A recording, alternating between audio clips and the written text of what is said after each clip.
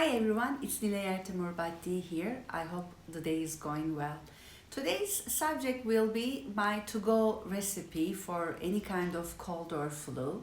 Whenever actually someone in the family or I get,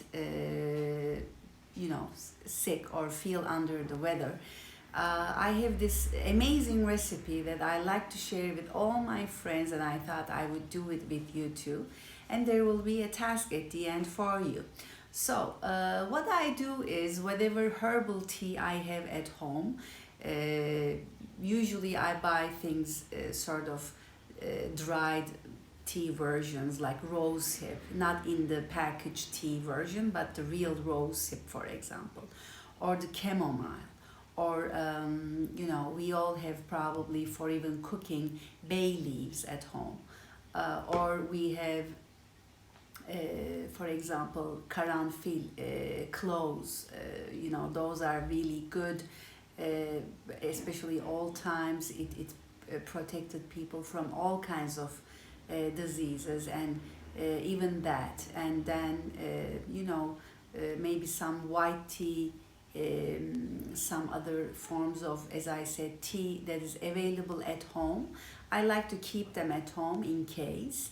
And then when the time comes, I all put them in a pot, nicely at slow temperature.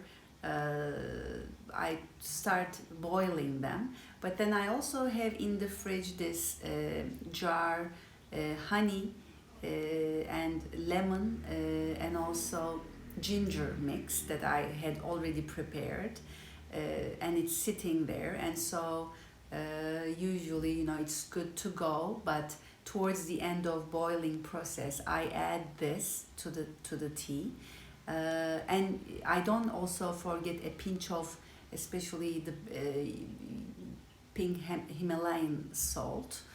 So those pink, big, rocky sort of looking salt.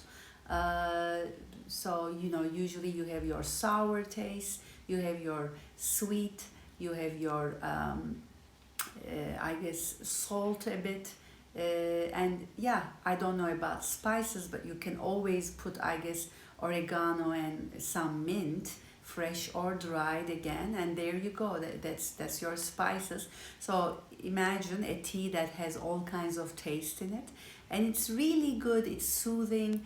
I have some friends, when they come to my place, they like me to make that tea for them. So that's my sort of the first easiest, simplest to go recipe when we have a cold or flu.